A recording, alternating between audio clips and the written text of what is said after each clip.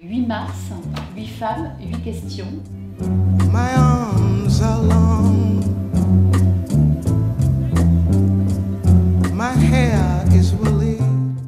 8 mars 77, l'ONU adopte une résolution pour célébrer la Journée internationale de la femme. Dans de nombreux pays, c'est devenu une fête nationale. Est-ce que pour toi, la Journée de la femme a un sens? Alors, oui, bien sûr. Enfin, je dirais qu'aujourd'hui, ce qui n'a pas trop de sens, c'est qu'on fasse une journée de la femme, symboliquement. Je ne vois pas pourquoi la femme aurait une journée et pas les hommes. Voilà. C'est pour moi, ça veut quand même dire qu'il y a quelque chose qui ne va pas. On peut revenir sur la place de la femme dans notre société. C'est vrai que là, il y a d'autres questions qui sont importantes, mais qu'on officialise une journée. Pourquoi? Quel sens ça a, justement? Moi, je me pose la question plus du sens que est-ce que ça a du sens? Les femmes sont de plus en plus présentes sur le marché du travail, très souvent à temps partiel. Oui. Et aujourd'hui, une personne sur 4 pense que dans notre contexte économique, les hommes devraient être prioritaires sur l'emploi. Est-ce que tu penses qu'il est indispensable que toutes les femmes travaillent aujourd'hui? Pour moi, puisque je suis une femme quand même qui travaille, qui a toujours travaillé, il y a une différence entre un homme et une femme. Mais on n'est pas là pour, si tu veux, engendrer une domination contre une autre domination. La femme qui prendrait le dessus sur le pouvoir sur l'homme, ou l'homme qui prend quel pouvoir sur la femme. Ce qui m'a toujours habité, c'est quand même de cultiver cette différence partout où j'allais. Partout où je me trouvais, dans le monde adolescente, quand ça a commencé un petit peu, parce que je fais partie de la génération de mai 68. Donc, je n'ai pas été me fourvoyer partout dans une espèce de sexisme, mais en même temps, du côté de la libération de la femme, oui, à certains moments, parce que je trouvais que c'était important d'apporter et de défendre cette différence-là. Pas de me battre dans la rue pour qu'on ait les mêmes droits ou la même place que les hommes. Je trouve qu'on est très différents, ça c'est clair. Et que ce qui est intéressant, c'est de cultiver cette différence et non pas de les opposer en permanence. Justement, ce qui fait évoluer une société, qui rend une société créatrice, c'est qu'on cultive les différences d'un homme et une femme. C'est ça qui fait évoluer et c'est ça qui est créateur. Alors, qui est créatif, voilà. En parlant de différence, justement, tu étais éducatrice spécialisée. Oui. Est-ce que tu penses que tu faisais un métier d'homme? Ah, pas du tout.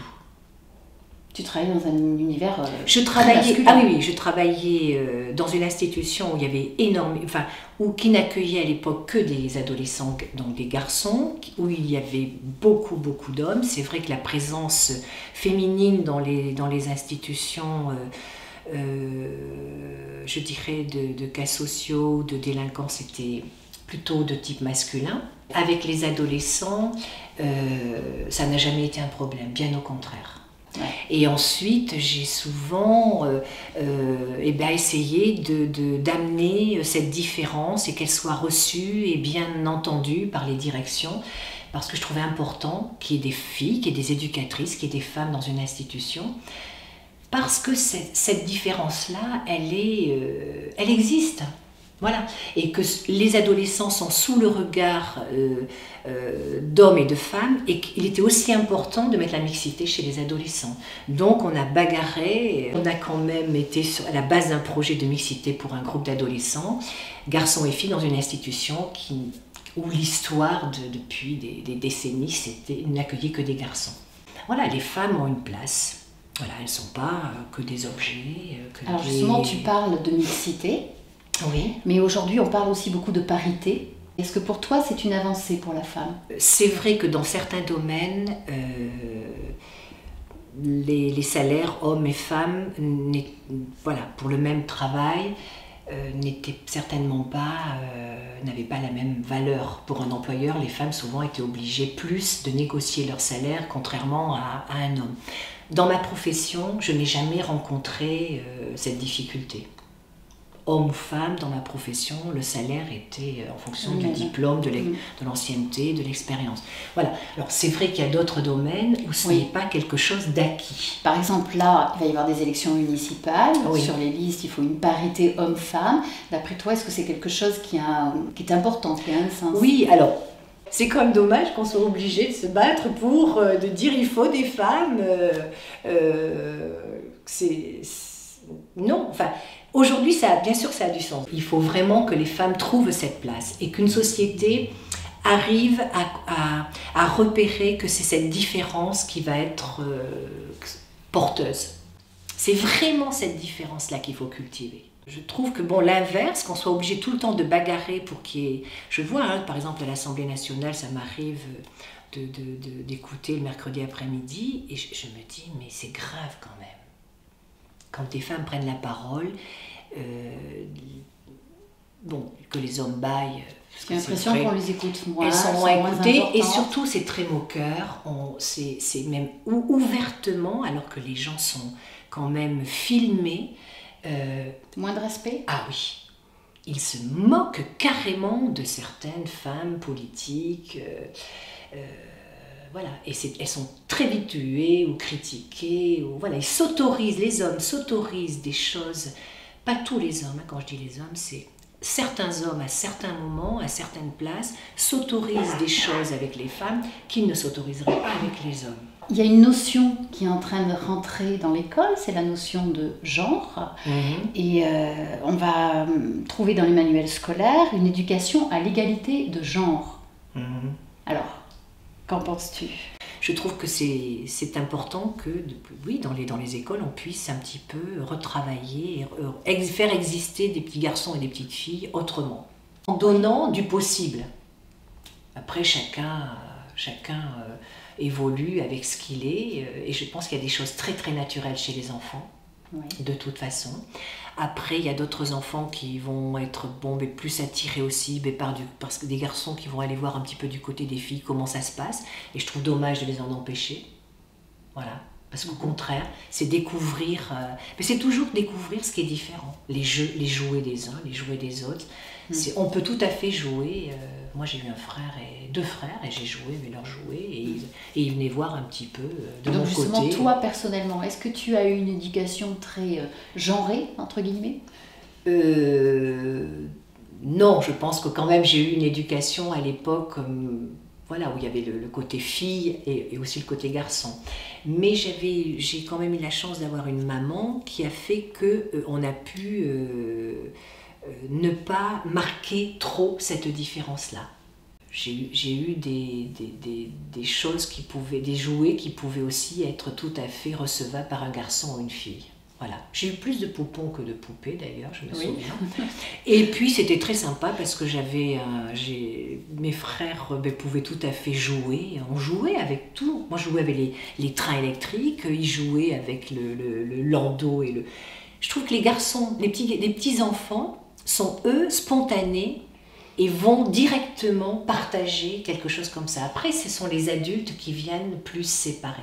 Et je trouve que dans les écoles, qu'on puisse laisser un peu libre cours cette spontanéité chez les enfants, je trouve ça plutôt bien.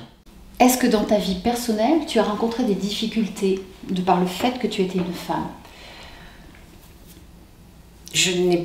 Les seules difficultés que j'ai pu rencontrer en étant une femme, effectivement, c'est plus à certains moments dans la façon dont les hommes pouvaient... le regard que peuvent poser les hommes sur une femme. Et c'est vrai que ça peut être... parfois, ça peut être compliqué. Je me rappelle avoir fait du stop où c'était pas toujours évident. Aujourd'hui, j'en ferai pas. J'en ferai plus. À une époque, j'en faisais. Mais là, aujourd'hui, vu la façon dont notre société évolue, ça ne me viendrait même pas à l'idée de mettre au bord d'une route et de faire du stop. Ça serait plus de ce côté-ci. Si j'ai rencontré des problèmes, c'était plus de cet ordre-là. Après, pas franchement. Dernière question.